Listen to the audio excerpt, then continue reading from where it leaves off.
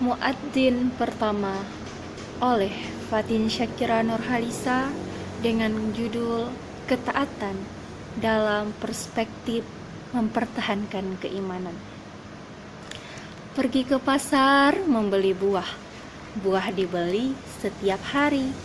Izinkan saya membacakan kisah teladan sahabat Nabi. Jalan-jalan membawa madu. Madu diminum, manis sekali. Terus disiksa setiap waktu, tapi keimanan selalu di hati. Pulang ke rumah bertemu kucing yang imut serta lucu. Kisah ini sangatlah penting teruntuk kamu pencari ilmu. Dalam sinopsis, sebuah kepedihan tiada henti terkait tentang ketaatan. Siksaan terus-menerus dialami oleh seorang budak dalam mempertahankan keimanan. Di bawah terik matahari selalu merasakan penganiayaan dari orang-orang kaum kafir Quraisy. Berbagai macam kekerasan serta kekejaman mendera tubuhnya. Namun, sebagaimana kaum muslimin yang lemah lainnya, ia menghadapi ujian di jalan Allah dengan penuh kesabaran yang jarang sanggup ditunjukkan oleh siapapun. Hadirin yang berbahagia, siapakah budak tersebut? Bagaimanakah kisahnya? Untuk mengetahui kisah selengkapnya, mari dengarkan dengan seksama. Al-Kisah, di kota Mekah, hiduplah seorang budak berkulit hitam dengan postur tubuh yang kurus serta rambut yang tebal, dan ia dibesarkan di kota Ummul Qura sebagai seorang budak milik keluarga Bani Abduddar. Saat ayah mereka meninggal, Bilal diwariskan kepada Umayyah bin Khalaf, seorang tokoh penting kaum kafir Quraisy. Ketika Mekah diterangi oleh cahaya agama baru dan Rasul yang agung yang mulai mengumandangkan kalimat tauhid. Nah, ia termasuk orang-orang yang pertama memeluk agama Islam. Namun, karena keislamannya itulah ia merasakan penganiayaan oleh orang-orang kaum kafir Quraisy yang lebih berat dari siapapun. Bermacam-macam kekerasan serta kekejaman yang telah ia dapatkan. Apabila merasa lelah dan bosan dalam menyiksa seorang budak ini, Umayyah bin Khalaf mengikat leher Bilal dengan tali yang kasar, kemudian menyerahkannya kepada sejumlah orang yang tak berbudi dan juga anak-anak. Lalu mereka menariknya di sepanjangan jalan Atbah Mekah. Sementara itu, Bilal menikmati siksaan yang diterimanya karena membela ajaran agama Allah dan Rasulullah. Suatu hari, di bawah terik sinar matahari, terdapat majikan Bilal bin Rabah, yaitu Umayyah bin Khalaf, beserta para algojonya. Mereka menghantam punggung telanjang Bilal dengan cambuk. Namun, Bilal hanya berkata, "Uhud! Uhud!" Tak sampai di situ saja, mereka menindih dada telanjang Bilal dengan batu yang besar. Namun, lagi-lagi Bilal hanya berkata,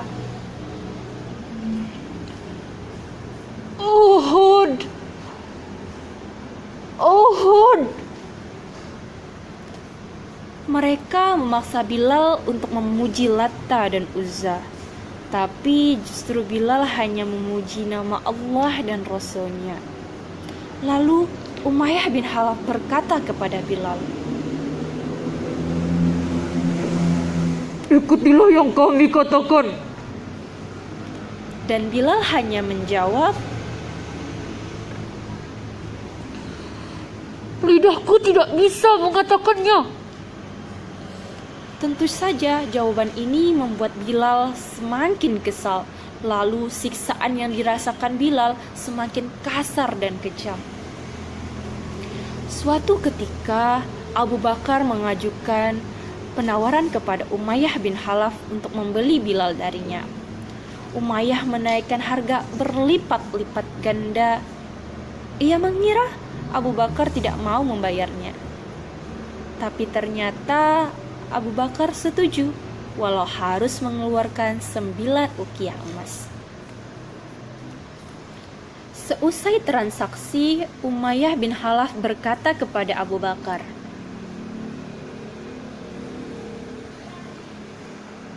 "Sebenarnya kalau engkau menawar sampai 1 ukiah pun, maka aku tidak akan ragu untuk menjualnya." Namun tidak sampai di situ. Lalu Abu Bakar pun menjawab, "Seandainya engkau menawarkan sampai 100 ukiah pun, maka aku tidak akan ragu untuk membelinya."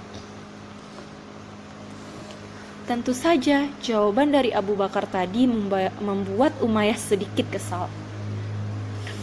Ketika Abu Bakar memberitahu Rasulullah SAW bahwa ia telah membeli sekaligus membebaskan Bilal bin Rabah dari cengkraman para penyiksa tersebut, seraya berkata, "Aku telah memerdekakannya, wahai Rasulullah." Setelah itu Rasulullah SAW pun mengizinkan para sahabatnya untuk hijrah ke Madinah, termasuk Bilal bin Rabah. Nah, ketika Rasulullah SAW telah membangun masjid di Madinah, yaitu Masjid Nabawi, dan menetapkan azan, maka Bilal ditunjuk sebagai orang pertama yang mengumandangkan azan dalam sejarah Islam. Setelah mengumandangkan azan, biasanya Bilal berdiri di depan pintu rumah Rasulullah seraya berseru, "Hayya 'alas shalah."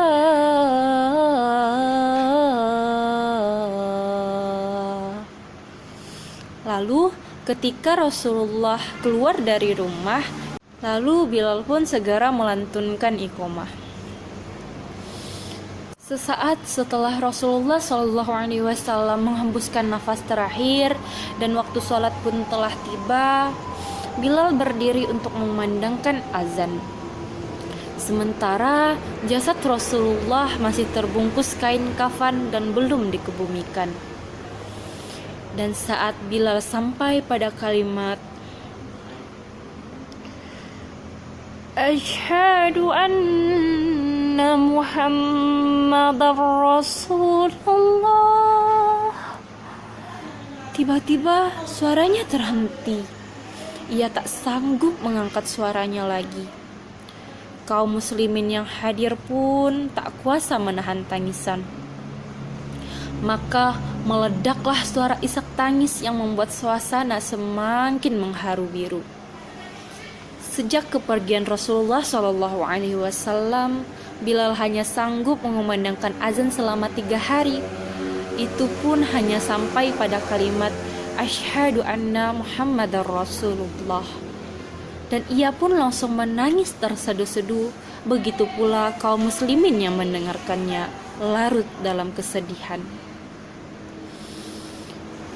Teman-temanku sekalian, kisah ini menjadi pelajaran yang luar biasa dan berharga bagi kita tentang sebuah perjuangan dalam mempertahankan keimanan walau harus mendapatkan penganiayaan, serta rasa cinta yang besar kepada Nabi Muhammad SAW. Anak-anak makan gulali, gulali dimakan, enak rasanya.